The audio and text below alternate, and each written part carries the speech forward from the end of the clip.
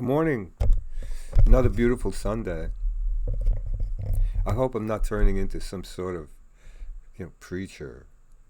Anyway, this is an odd piece I wrote just yesterday, which is September 3rd, 2022. It's a verbal self-portrait I was asked to do. Goes like this. May I speak to Walter Gregory? Speaking. Roxy, from best-selling authors of the wide world. This request is a bit unusual, but for a generous advance and royalty setup, would you be willing to describe what you look like? A verbal self-portrait, so to say? Because you have the most beautiful voice. You talk the way Frank Sinatra sings. And there's only so much your readers can discern from your back cover book jackets. And then we would like to record you reading your own self-portrait and publish it on all our video channels, which have millions of subscribers. What do you say? Well, thank you. You are very kind, but I've never been very big on masturbation. Ha, yeah, you are a very funny man, Mr. Gregory. Please. Well, many great painters have painted self-portraits. Van Gogh, Rembrandt, Frida Kahlo, Leonardo's portrait of a man in red chalk, just to name a few. If you place these portraits beside their other paintings, they stand up as great works in themselves. Their self-portraits transcend the very genre they portend. And if you place Van Gogh's self-portrait with bandaged ear and pipe beside his sunflowers, you can see his self-portrait in the sunflowers, and vice versa. Well, let me think about it. In the meantime, could you send me a photo of yourself as a reminder of your, I agree, unusual request? Forthwith, Mr. Gregory. My eyes, specifically my eyelashes.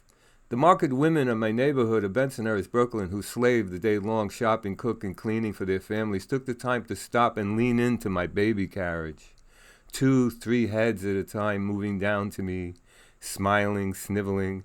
I'd stop crying because Ma wheeled me under the elevated train tracks, and I swear when a train was passing, making its rickety music, I thought I saw sparks of stardust rain down upon us. Validation of my beauty filled my heart. The more my heart filled, the more I had to give away. Blink your eyes for us, little Wally. Oh, Mrs. Gregory, your son has the longest eyelashes we have ever seen, and their color, blue, like the bluest of sky above we have ever seen. The mere sight of these women relaxed the skin of my face, had my face open up. One lover told me, your eyes change colors, Wally. Today they're green, yesterday they were blue. Any verbal self-portrait would have to have the ability to change. My eyes look at you when we speak. They do not wander. They do not drift. My self-portrait is of a sincere soul. Beneath these beautiful changing eyes with long lashes, equally on both sides, rest 2 full cheeks with dimples. At birth, 2 angels with fluttering wings kissed an inch from the corners of my mouth, leaving their loving marks. In the street and in the neighborhood, elders called us who possessed these cheeks Ninos, or Ninas. A Nino and Nina with full cheeks were good people, helpful people, friendly, nice people. We shoveled snow, cleared sewers of leaves, carried refrigerators down to the garages and up to the apartments, took the handicapped for haircuts, shopping, held old Mrs. Ricciardi's hand as she crossed the street. There goes a Nina. There goes a Nino, one would say upon seeing such a young person in action. When the most beautiful Mrs. Tomei crossed Bay Ridge Parkway and turned and darted a smile to me, that's when I knew I was beautiful too. Overall visage, set of the face relaxed, serious look, intense, still. There is no layer beneath the outer layer like a powerful ocean undertow, one that belies the feeling exhibited on the outer layer of the skin. I am genuine, if you will. Lovers have told me, you have beautiful lips. I feel love in my heart through my lips. Full lips, top and bottom, and the generous vertical groove above my upper lip, the philtrum from the Greek, which means love charm or potion. A philtrum angel, sister to the dimple angel, past mother's birthbed, leaned down and pressed a soft, warm kiss deep into me. So much so that when Wally Gregory's in skeletal form, you will be able to see his philtrum in his facial bones. And when I was a boy, Mother would hand me $1 and say, "Go up the corner to Sam's and get a haircut." On the way up to the corner of 75th Street and 15th Avenue, I skipped past the houses of neighbors who would recognize me in future from the visage on my back cover orthophotos.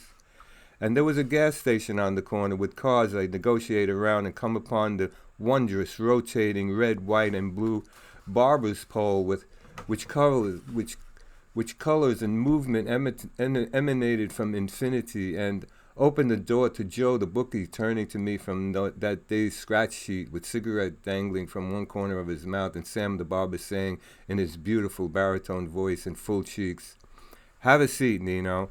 You're next." Month after month throughout my boyhood, I sat in that shop's elevated chair with levers and looked at my face in the mirror while Sam worked around me with his scissors, not before sharpening his straight razor on the hanging strap. I was also in costume, a large white bib around my neck, on which my curly brown hair fell and slid to the fore, which afterward Sam swept in preparation for the next customer. Each and every month he said while snipping along, "Someday, Nino, you will be a movie star." Till the end of my haircut, Sam lathered around my ears and trimmed and shaped the sideburns with a straight razor, which he held daintily in his right fingers and worked with precision so that Mother would know I put her $1 to good use. Then he steamed a new white towel in his large brass heater in the corner, and I turned just to look at it. He lowered my chair and placed the soothing towel over my chameleon eyes with long curly lashes, warming them, opening all pores, and with open eyes under there, I stared and stared into the wonder of infinity. Thank you very much for tuning in today, and I hope to see you next week.